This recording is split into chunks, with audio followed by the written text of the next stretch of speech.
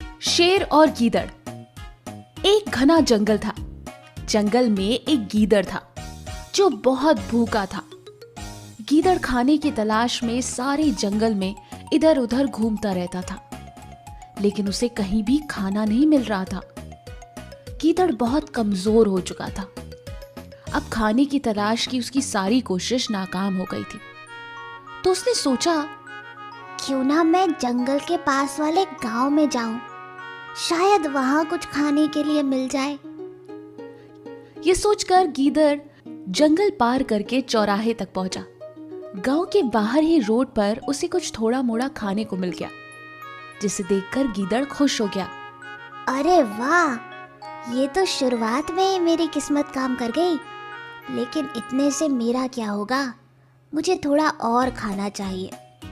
खाना खोजने की तलाश में वो गांव के अंदर पहुंच गया और वहीं धोबी के घर के पास रखा हुआ थोड़ा मोड़ा खाना खाकर वो जंगल की ओर निकल जाता है।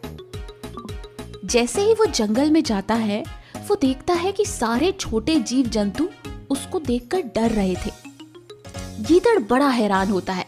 अरे अरे, मुझे देखकर भाग क्यों रहे हो? ऐसा कौन सा भूत देख लिया?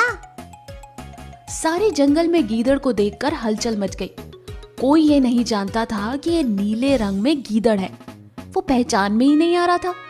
पूरे जंगल में इस विचित्र से जानवर को देखकर भगदड़ मच गई। सब गीदड़ से डरने लगे और इधर उधर भागने लगे। गीदड़ बेचारा बड़ा परेशान था। अरे, लगता है कोई चमत्कार हो गया है। भगवान आज मेरे ऊपर काफी मेहरबान है। पहले तो गांव के उन कुत्तों से बचाया, फिर खाना दिलाया, और अब जंगल में सब मुझे देखकर डरने लगे हैं। वाह वाह भगवान, मजा आ गया। गीदड़ और ठाठ से चलने लगा और भागते हुए जानवर को रोककर कहता है, अरे भैया रुको, मैं तुम्हें कुछ नहीं करूँगा। मुझे तुम सबकी रक्षा करने के लिए भगवान ने यहाँ भेजा है। आज से मैं तुम्हारी और जंगल की रक्षा करूँगा, और मैं जंगल का राजा हूँ और तुम सब मेरी प्रजा हो। ये सुनकर जानवर पहले तो थम जाते हैं और थोड़ी देर बाद नए राजा की जय जयकार करने लगते हैं। शेर, बाघ, चीता सब मिलकर राजा को प्रणाम करते हैं। शेर कहता है, महाराजा, आज तक तो मैं इस जंगल का राजा बना था, मगर मेरी इतनी हिम्मत कहाँ कि मैं आपके सामने खड़ा हो सकूं। शेर की बात सुनकर गीदड़ कहता है, हाँ हाँ, ठीक है ठीक है, मुझे आने में थोड़ी देर हो गई, इसलिए तुम राजा बन गए थे। कोई बात नहीं, अब मेरा राज्य मैं संभाल लूंगा। जाओ, जाकर बैठ जाओ।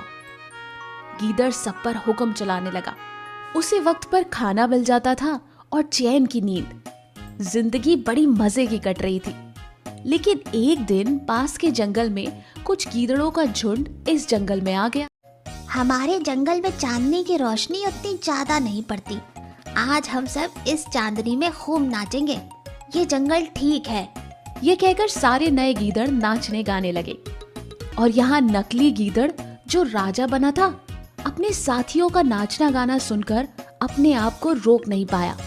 वो एकदम से राजसभा को छोड़कर राज दरबार में बैठे